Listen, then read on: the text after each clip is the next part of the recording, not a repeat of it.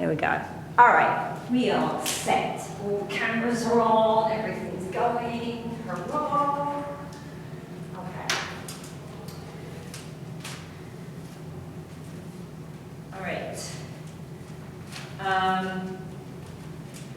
So I'm gonna, this week, build on Dr. Berkey's lecture from last week and talk a little more about quantitative research and look at some of the differences. And on Blackboard there should be, hopefully, along with the reading for next week, there should be a table there that comes from a different textbook that is a comparison between qualitative and quantitative methodologies and designs and analyses, okay? So that will, I think, make it easier for you to start to be able to identify the differences between those two types of papers. All right, so let's have a look at quantitative. Anybody got any questions to start with? Greg, if I can't hear you, if you type in, that'll be good, but I'm not seeing, I'm not seeing a microphone for you. All right. Okay, so last week, Dr. Berkey talked about qualitative. She discussed the idea that they're very into what people are thinking, what people are feeling, that what she wants is the words that people use to describe their experiences, okay? And that's very different when we look at a quantitative paper, right? A quantitative study is going to measure a variable in numbers. So if you've got data that is all numerical, then in all probability it was a quantitative paper. Now, the qualitative paper that you reviewed last week coded their data in order to be able to analyze it. And so I think that that confused some of you into thinking that that made it partly quantitative because they said they coded the data, and that really wasn't. They didn't collect numbers, so it wasn't quantitative, okay? So we're going to actually collect numbers, and again, a very, very different idea to qualitative is that control over the study is paramount. All right, you probably saw me grimace last week because it doesn't matter how often I listen to the qualitative lecture, it still makes me, gives me the heebie-jeebies when they say, oh yeah, we just kind of go along and we change things as we go along, because that is so not my training, okay? So for a quantitative person, you absolutely cannot do that. And so a large amount of the work in a quantitative study is done up front in planning the study, in making sure that you have controlled as many of the factors that are going to be involved as you possibly can. So that means that you're controlling who is going to be your participant pool, you're controlling the environment that the study occurs in as best you can, you are controlling the task that you're running or the intervention that you're running, and you have to note and own up when there are limitations in the study. And there are, because no study is perfect. So typically there are going to be limitations. You want to minimize limitations. So if you create a study and your limitations list has 10 things on it, you did not do a very good job of controlling for your experimental factors, and that's probably not going to get published. Right? So in a quantitative study, we're looking to be able to predict an outcome from a particular intervention, possibly, or we want to look at the relationship between two different things and see whether they affect each other directly or not. Right? So prediction and cause and effect are really what we're looking for in this idea. So again, very different to the qualitative, where they kind of go in and they'll talk to one person or they'll talk to a group of people, and then based on what they say, they might change tack as they go along. Right? We can't do that in a quantitative study. And generally, because this is what we're looking for, to be able to predict something or to be able to create a relationship between two variables, then usually our participants, and I should update this PowerPoint because we're not supposed to call them, even in quantitative, we're not supposed to call them subjects anymore.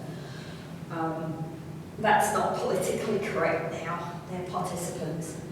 So I'm going to have typically 1, 2, 3, 4 groups of people, and I'm either looking at what occurs between group A and group B. Right? The group A have a different outcome than group B does based upon what I do. That would be between subjects, right? Because I'm comparing across groups the variable that I'm looking at. Or, and sometimes and or, right? I can do a within subjects comparison. So instead of looking at person A and person B, I look at person A, but I look at them at time point 1, time point 2, time point 3.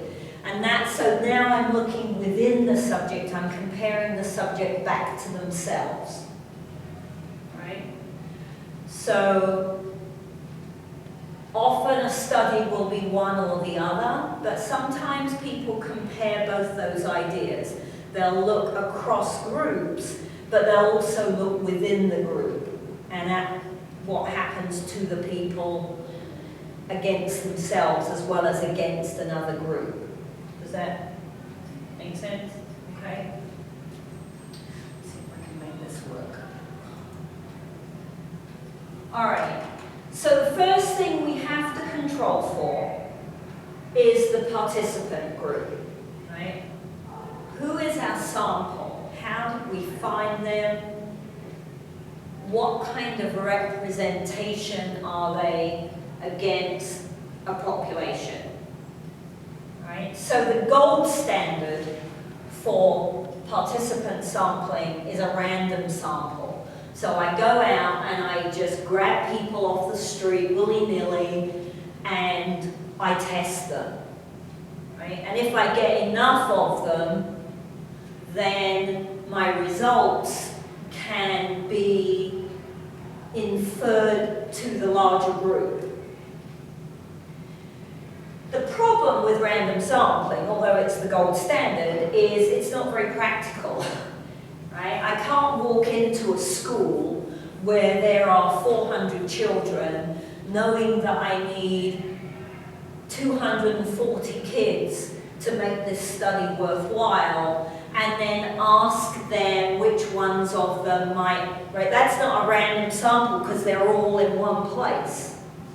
It's not random. I would have to go to 40, 50, 60 different schools to create a random sample, which isn't really feasible a lot of the time. Is the green light on there? Yes. Okay, so it's the best option, but it's often in our world, because of the kinds of data we're trying to collect, it's often not very realistic. Right? Another way I can do is take a large sample and then deliberately pick out and divide them based upon a particular characteristic. That's the one that's the most similar to a qualitative type option. So I might go to, maybe I go to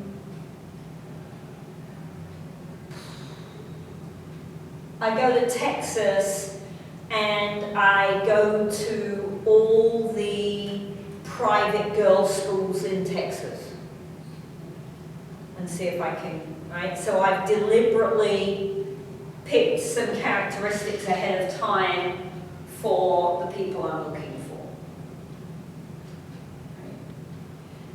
You can do systematic, not really random, but kind of like random. I'm just going to sit back and every 10th person who walks by, I'm going to ask them if they'd like to be in the study. So if I went to the Cub at lunchtime and I sit at a table in the dining hall, every 10th student who walks past, I ask them if they'll join the study for me. Now, that would still be not really random because they're all students at this university, and that means I can't say my results are going to apply to students who are in University of Maine, because those two populations may be so different that even though I did the best I could to randomly pick students, it still isn't a true random sample. And then the one we often end up with is just keeping your fingers and toes crossed, putting out posters and flyers, and hoping that you get a ton of volunteers come in, right? Or I personally, what I do, I go to a childcare centre and there are 30 kids at the centre. That's barely even a valid sample. I just have to take every child whose parent gives me permission to collect data. And that's the best I can do. Is it ideal? No. And that would be a true convenience sample, because the only people who are in my study are the people I can get my hands on. Right? So we do that a lot in movement research because it takes a long time to collect movement data, and so we don't also have 6 months in order to put together our participant pool often. And we don't generally have access to some of the studies this summer that I saw had much larger numbers than normal, but what I was noticing was that there were several researchers from several large universities who were all pooling data into one presentation. So that's a way around it. Between them, they had maybe 450 people in this sample. Well, I can't access 450 people. So I can't do that unless I collaborate with other researchers, right? So that's often what we end up with, and it's useful, but it does mean that you often will see the statement at the end of the paper that says these results can't be generalized to a different population or a different group of children, because the population was too convenient, too on the spot to be able to say that the same is true right across the country. Okay?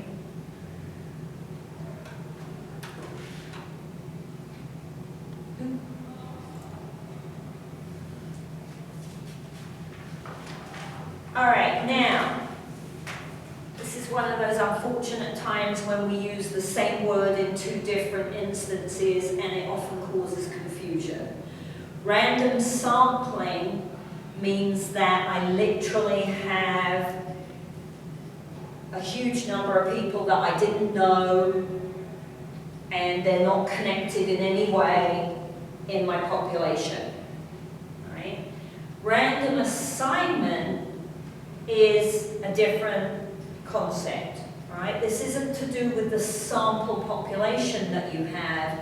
This is to do with, once I have the sample population, how do I divide them into groups if that's what I'm going to do? Right? So random assignment can be very important. For example, if I am going to have, let's say I've got 30 people, and I'm going to give 10 of them a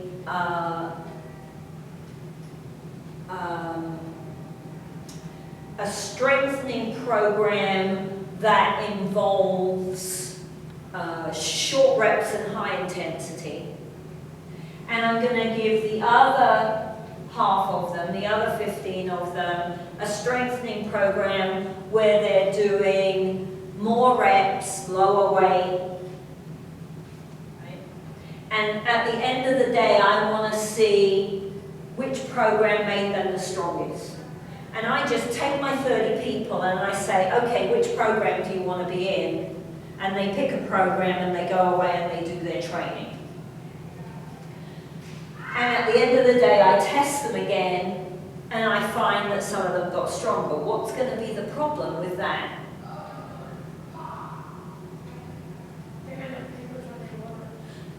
They're going to pick the one that they like the sound of the best, right? How do I know it was the program that made the difference? If they just pick, right? I just have 30 people and they just pick which program they're going to do. Right?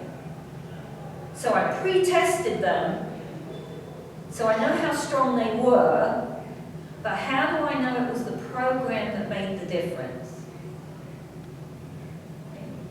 So that can be a problem, because what if all the strong people pick the high weight, low rep choice? And I come to the end of the study and gosh, the high weight, low rep group made the most improvement. But how do I know that they weren't better in the first grade? They weren't the best. Perhaps they were more experienced, or perhaps they had better genetics than all the people in the other group. Right? So I haven't controlled to make sure it was the program that did the job. And that's why we like random assignment. Because in random assignment, I have my 30 people and I just randomly, so mathematically that's as variable as I can make it, right? Put them into 2 groups. I end up with 15 in each group, but there was no pattern to how they went into the groups. So we have a couple of different options, several options for how do we do random assignment. One is you can use a computer program, if you can be bothered, right? You can do something fancy in an Excel sheet, or you can get an actual piece of software that would randomly select things for you, right? So if you're in the math department, that's probably the choice you take, right? Or, if you're me, you use a coin, and I take person 1 and I flip a coin, and it says heads or tails, and heads is group A and tails is group B. I take person 2, I flip a coin until I have 15 people in both groups. Or you can pick out of a hat. So it doesn't have to involve anything fancy. There just has to be an element of randomness. I didn't control. There's no way that everybody with experience should end up. Could they? Yes. But should they? Technically not if we've done random. Okay? Even better, depending upon the type of data you're trying to collect, might be matched pairs. So in my strength scenario, matched pairs is probably the best way to go. In matched pairs, what I do is I take person one, well, no, okay, let me step back. I run my pre-test, because if I'm going to see whether or not an intervention worked or a particular pair of shoes works, right? What if I've got, what if Nike are paying me to test out shoe design A versus shoe design B, right? And that's a cool job because all those big companies do that. Okay, I had a friend at grad school who was paid, they supported his dissertation because he was testing those swimsuits they used to wear at one point, those rubber kind of for the pool, because they thought that it created less friction and so they would swim faster. Didn't work. So no one wears them anymore, right? I don't think anyone at the Olympic, well, no one I saw was wearing one of those suits. Of course they don't work, right? So that all those big companies pay people to run that kind of research, which is a lot of fun. Research is fun. So I do my pre-test, okay? And from my pre-test, I have 1 through 30 in strength category, right? I've got my strongest, I've got my weakest person. I can list them out 1 through 30. So when I match pairs, what I do is I take number 1 and I put them in one group, and I take the second strongest person and I put them in the other group. Okay? Then what I do is I take person 3 and person 4 and I flip a coin. So I don't know which group 3 and 4 are going to end up in because I randomly assign number 3 and number 4. And then I take number 5 and number 6 and I flip a coin and I randomly assign number 5 and number 6. So this is matched pairs because as best as I can, I've split the strength measure between both groups. So I've got, as close as I can, equivalent starting points in both groups. Then I give them the intervention, so I give them the different programs, and then I post-test them, and then I can genuinely say, with limitations, program 1 or program 2, program A or program B, created the best increase in strength. That makes sense? Right? So if I don't do that, if I just take my 30 people and say, okay, pick a program, then I haven't controlled for any of this. And that's a big no-no in quantitative research. I have to control for as much of the things that could impact the results as I possibly can.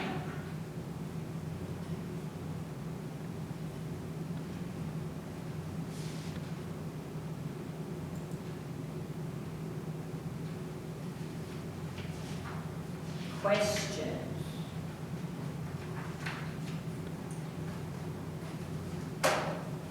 Okay.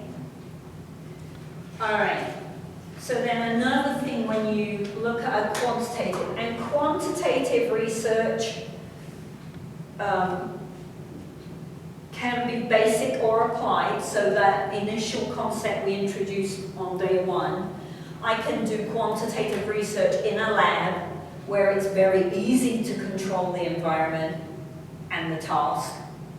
Or I can do quantitative research in an applied field scenario where the wind might blow and the sun might shine or the snow might snow and I have no control, but I still have to collect data. Right? So if I'm doing applied research, there are sometimes limitations because I can't control the weather, and the weather might impact how well they engaged in the task I was setting. So that would be a limitation. But it's a limitation I'm willing to take because I want to know what happens when they do it outside, not in a lab. Okay? So we create our question, our purpose statement, and it's going to revolve around certain variables, certain factors that I'm interested in. Okay. So the terms that you'll see in a quantitative paper are the dependent variable, and the dependent variable is the variable that I'm the most interested in. So in my conditioning example, change in strength is my dependent variable because that's what I'm interested in. Can I make these people stronger?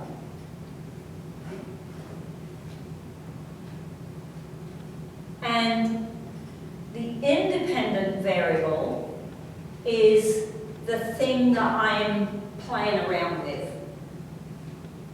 So in my example, the independent variable would be the training program. Now you've got to be a little bit careful here because one independent variable might have more than one level, right? So my independent variable is the training program, but there were two levels because I did a low rep and a high rep. That's not two independent variables, that's one independent variable and there were two versions of it, two levels of it. Right? Now I can have more than one independent variable. What if I was looking at the training program plus changing their diet? Now I've got two independent variables and I'm looking at how both of those might impact change in strength.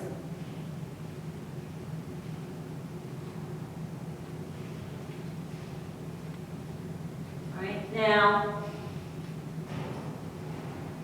way back when I introduced the idea that you were going to come up with a purpose statement, I said that my goal is you have one dependent variable and one independent variable, because that is the simplest version of a quantitative study.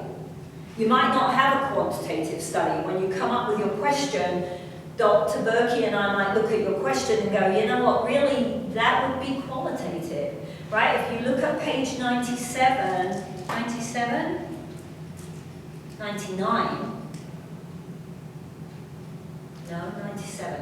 97 in your textbook, they say the same thing, right? You can't say, oh, I don't like maths, I don't want to do statistics, so I want to do a qualitative paper. That isn't the right way to go about this. What you want is the question that interests you.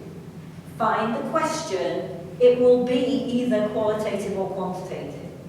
And one is not easier than the other because they're very, very different ways of collecting data.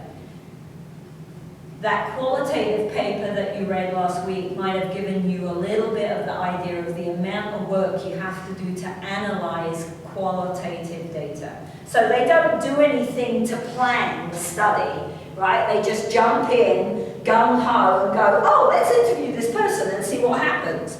So there's no planning. And then, on the other end, they've got reams and reams and reams and reams of transcripts that they have to read through to develop a theme. It takes hours and hours and hours and hours, right? Ick. Not for me. My work, you do tons and tons of planning. takes a long time to tighten everything up and get the plan right and to collect the data, but then all I do is plug the data into SPSS or another statistical package and press a button and bingo, I have results. So it's not easier or harder to do one or the other, it's just different. Right? Where the workload is, it's either front-ended or back-ended on the study. Right? You don't do a study and not do any work. That's not how it works. That's not going to happen.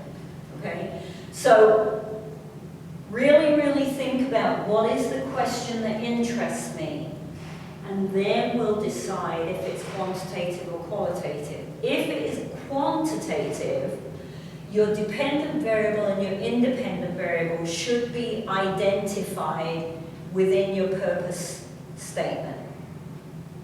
Right?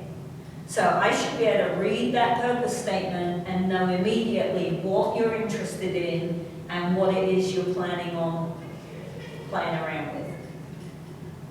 Okay? They should be highlighted right there.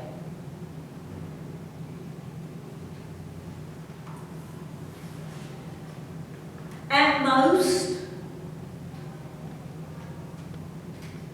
I'll let you have 2 independent variables. I am not going to approve a purpose statement that has more than 1 dependent variable, and I'm not going to approve more than 2 independent variables, and then you'll have to have a good argument for that, because you are creating yourselves a lot more. That is way more complicated. This is an introduction to research, right? It's not a chuck you in the deep end and see if you can swim. Okay? And as soon as you start adding more variables, then this whole planning and control scenario gets more and more complicated. Right? So this is a big learning curve. We're trying to keep you on a straightforward learning curve and not make it too complicated for you.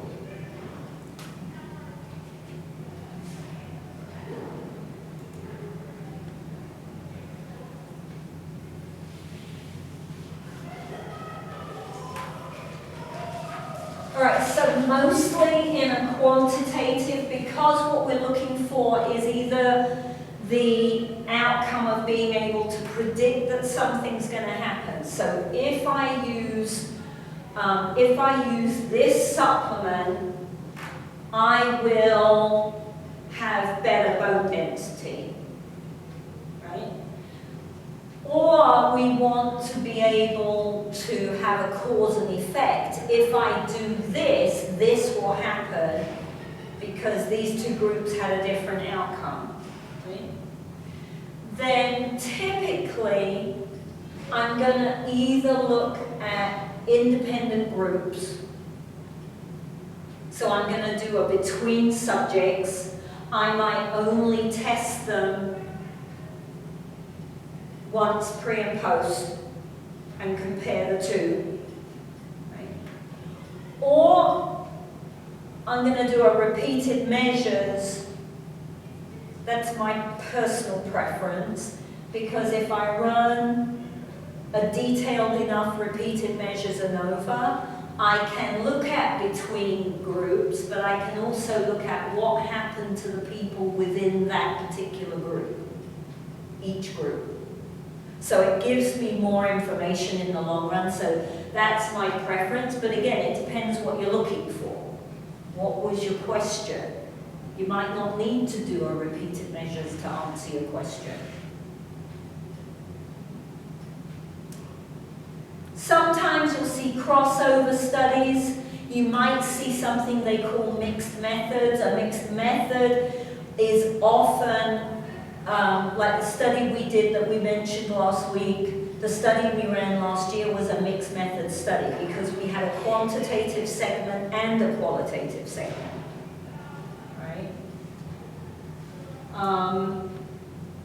Pilot studies, sometimes a very good idea. So sometimes if the study was good enough or if you have the right connections, you can get a pilot study published, and you might see them actually say, this is a pilot study we were looking at, because you want to check that methodology. You don't want to get all the way to the end of the study, which could be 3 months worth of work, and then someone else read your draft paper and they say, what did you think about this? And you go, oh, no. And now your whole study is kind of down the pan because you forgot to control for this very important thing. Right? So running a pilot study, generally you'll have just a very small sample. You'll kind of test it all out. I did that because when I ran my dissertation, I was collecting saliva samples. Well, I'd never done that. I'd never collected them, I'd never frozen them, I'd never spun them, I hadn't ever done any of the lab work for a saliva sample.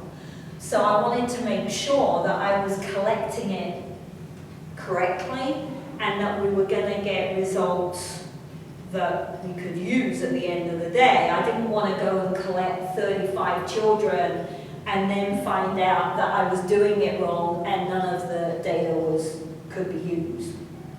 Right?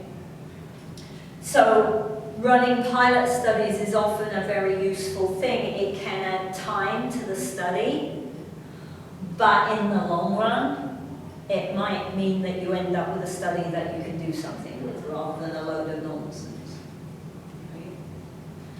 Right? Occasionally, you'll see pilot studies get published.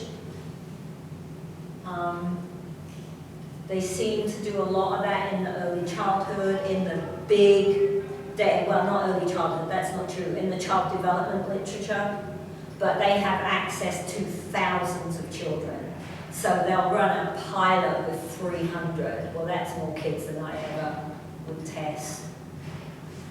Right? So their pilot studies are pretty significant in my view, but in that world, 300 isn't a big enough sample.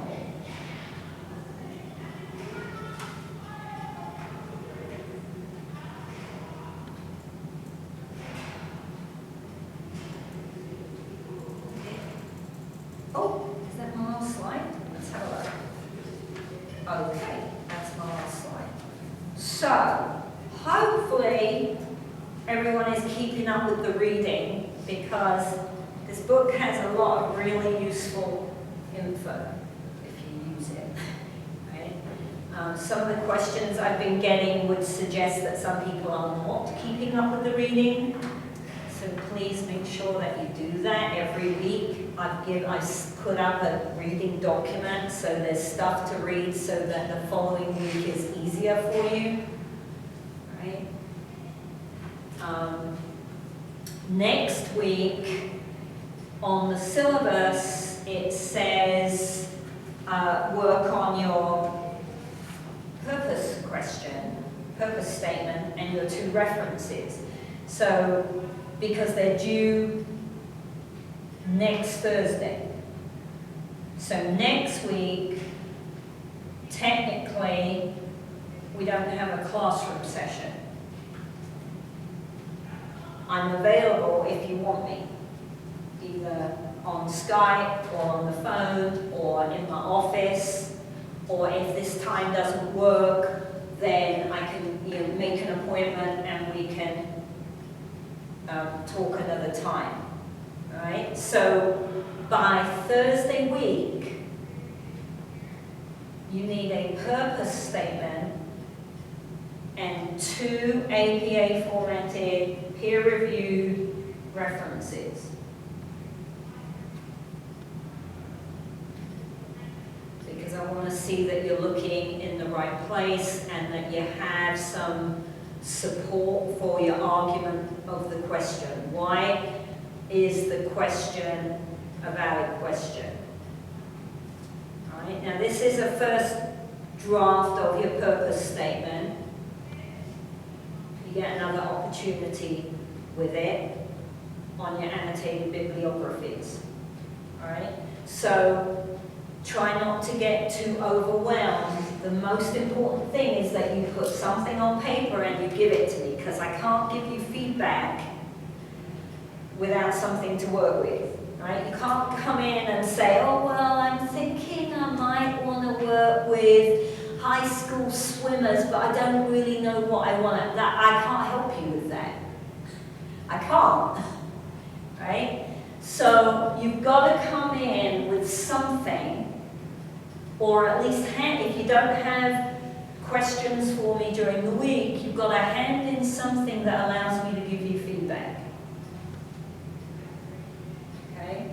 Because otherwise, you've wasted that opportunity. You can't give me something that is wishy-washy and vague, because all I can do is be wishy-washy and vague back. There's nothing to work with.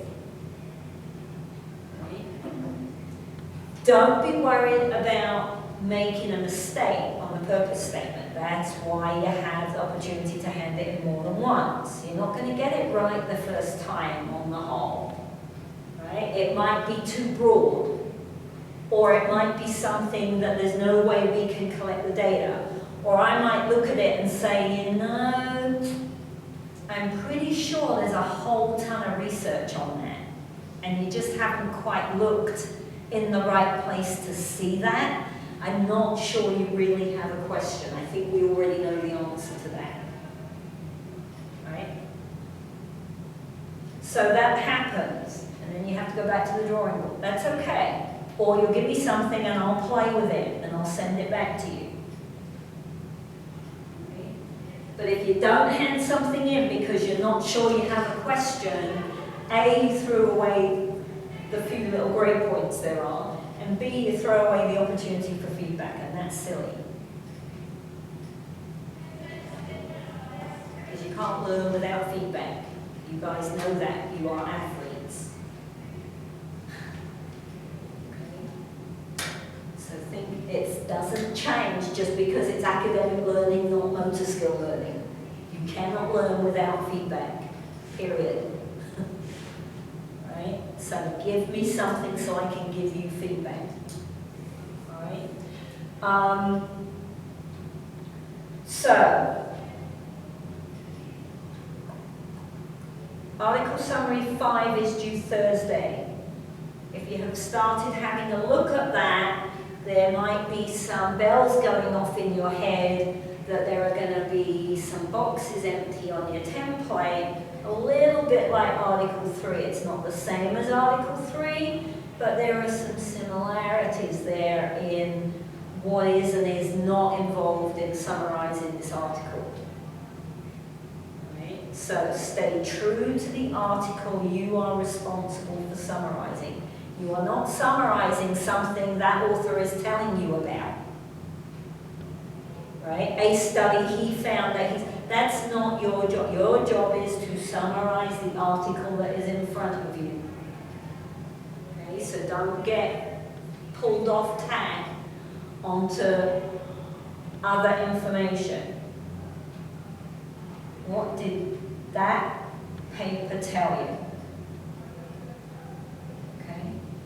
And if you have questions, get any questions to me as quick as you can so that I can try to turn that around and get it back to you before Thursday. All right? I am almost certainly going out of town this weekend, which means you won't get papers back on Saturday or Sunday this week. It's likely to be Monday or Tuesday before I get them back to you, but you don't have another one due after this until after midterm.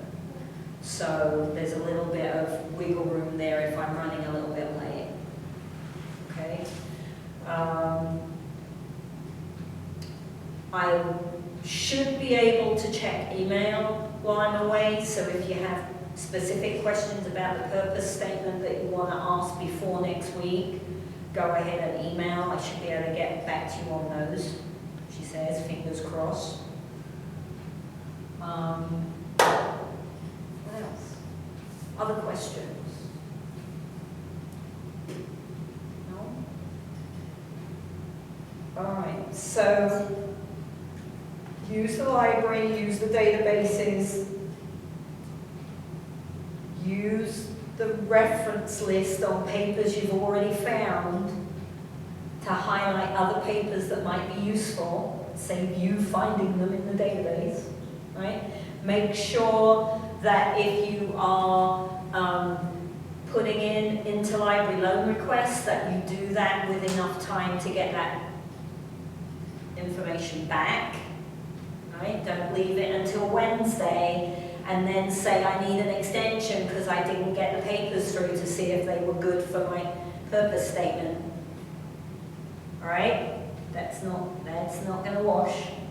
So just keep on top of what you need to do to meet your deadline. All right? If you need an extension for a real reason, right? Had a car crash, or my wife is sick, or I've got a game to play, let me know. I don't have a problem with extensions. I only have a problem with extensions that are requested after deadline. So you need two cited articles along with the Purpose statement plus 2 APA reference peer-reviewed journal articles. And you want those journal articles with the purpose statement? I don't need the copy of the journal article, I just need the APA reference, because then I'll be, if I can't find it for some reason, I'll ask you for a copy.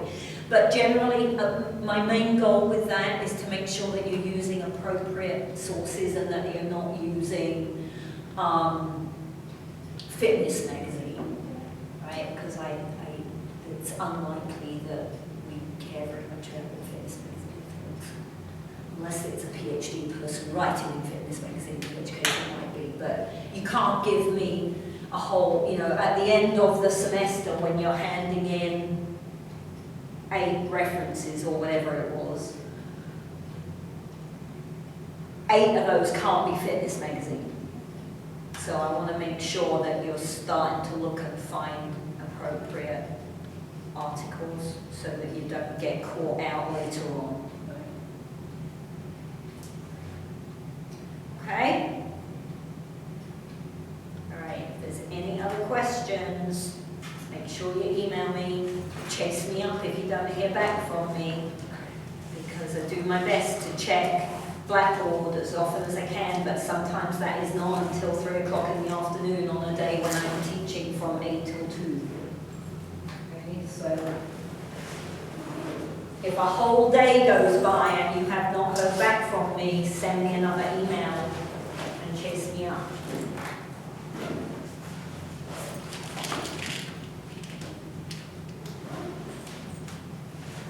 All right, let's see. Greg, did you have any specific questions?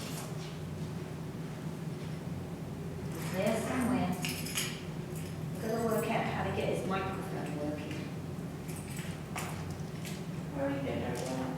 Yes, we are. Look at that. It's quick. That's because there's 3 of you missing, and so the number of questions went down when you get through things and stuff. Bye, everyone. All right. Not at this time? Okay. Email me if you have any questions, okay? All right, thank you. All right. Okay, let's turn this off. Do you need to put the camera? Now, all right. Thank you. Thank you. Recording stopped.